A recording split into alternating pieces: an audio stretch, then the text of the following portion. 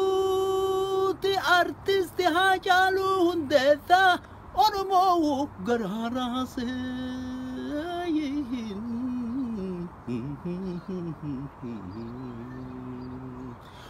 Oromoo diinni koodee gargarii faffacaasee mataa walit dachaase.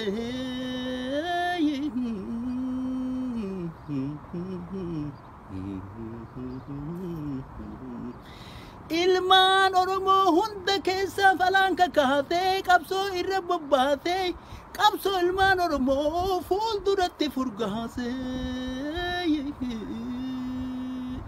Du'a artistii kanaa miidiyaan bebbeekamoon Rooyitertii fi BBC'n Aljaziiraan addunyaadhaaf gabaase.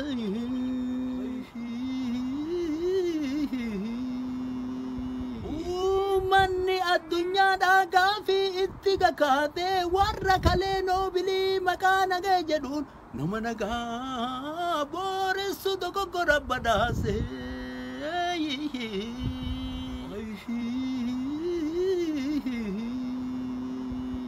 Biyyoo san dhageenyaan ija lamaan babaatee hulaan kadhaa cufamte qabsoo itti finiinsaa fincaan ofirra yaase.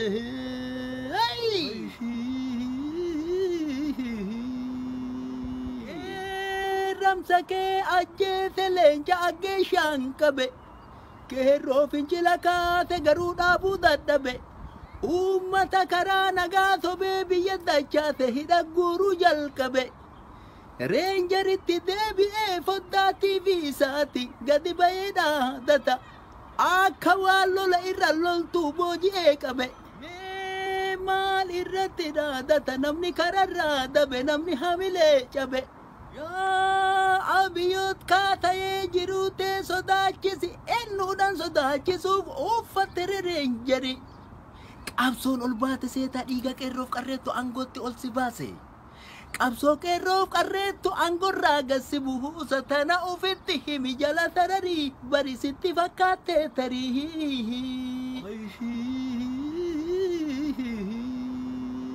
Harkaan uummata kaate jiruuf jireenya kan kee keessa galchite gaafi carraa sadiin qabda sadiin keessaa filadhu. Yookaan akka Mangistuu yookaan akka Sadaamii yookaan akka Gaddaafii.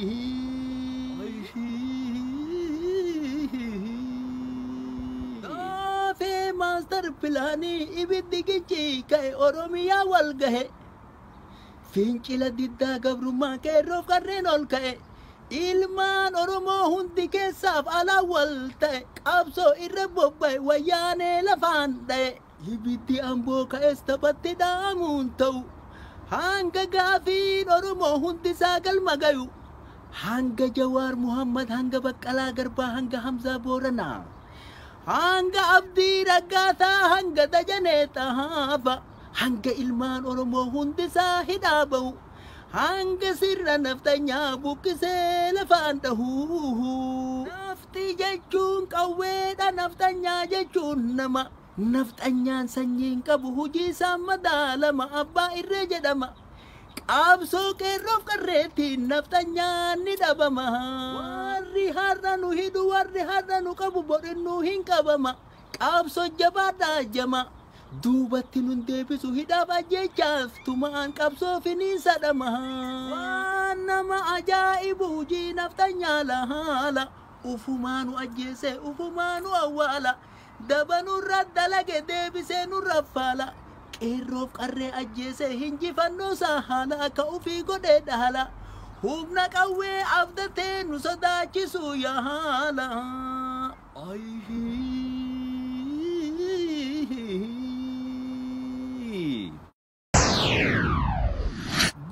Duuti artisti haacaaluuf hundeessaa oromoo garaaraase.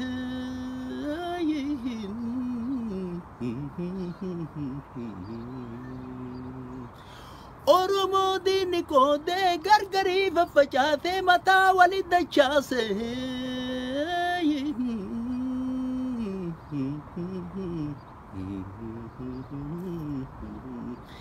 Ilmaan Oromoo hunda keessaaf balaan kakaatee qabsoo irra bobbaatee qabsoo ilmaan Oromoo fuulduratti furgaasee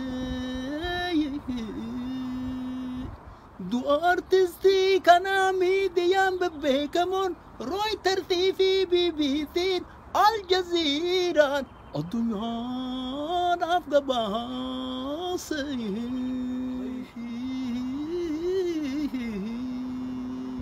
Uummanni addunyaadhaa gaafii itti kakaatee warra kalee noobilii maqaa nagaa jedhuun nama nagaa booressu dogoggora badhaase.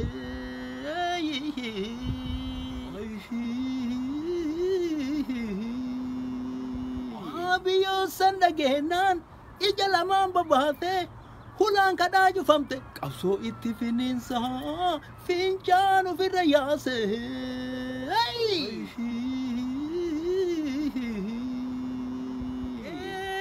Ramsa kee ajjeese leenca aggee shaan qabe keerroo fincila kaate garuu dhaabuu dadhabe. Uummata karaa nagaa sobee biyya dachaase hidha guuruu jalqabe. Reenjeritti deebi'ee foddaa TV isaati gadi ba'ee dhaadata akka waan lola irra loltuu booji'ee qabe. Maal irratti dhaadata namni kararraa dabe namni hamilee cabe.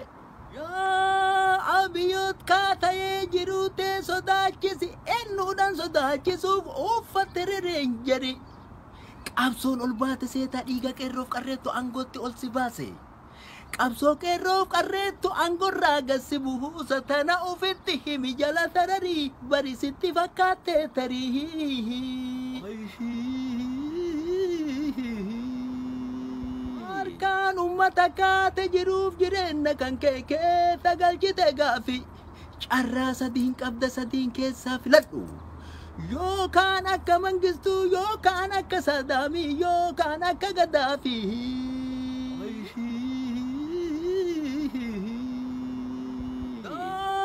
Master pilaanii ibiddi gichi ka'e Oromiyaa wal gahe fincila diddaa gabrummaa qeerroof qarreen ol ka'e ilmaan Oromoo hundi keessaaf alaa wal ta'e qabsoo irra bobba'e wayyaanee lafaan dha'e ibiddi amboo ka'es taphatti dhaamuun ta'u hanga gaafiin Oromoo hundi isaa galma gayu hanga Jawaar Muhammad hanga Baqqalaa Garbaa hanga Hamzaa Booranaa hanga Abdii Raggaasaa hanga Dajanee Xahaafa hanga ilmaan Oromoo hundisaa hidhaa ba'u hanga sirra naftanyaa buqqisee lafaan dhahu. Nafti jechuun qawweedha naftanyaa jechuun nama naftanyaan sanyiin qabu hujii isaa madaalama abbaa irree jedhama. Qabsoo qeerroof qarreettiin naftanyaan ni dhabama. Warri har'a nu hidhu warri har'a nu qabu bodhinnu hin qabama. Qabsoo jabaadhaa jama. Duubatti nun deebisu hidhaaf ajjechaaf tumaan qabsoo finiinsa dhama. Waan nama ajaa'ibu hujii naftanyaa lahaala. Ufumaanu ajjeese ufumaanu awwaala. Dabanurra dalage deebisee nurra faala. Qeerroof qarree ajjeese hinjifannoo isaa haala akka ufii godhee dhaala.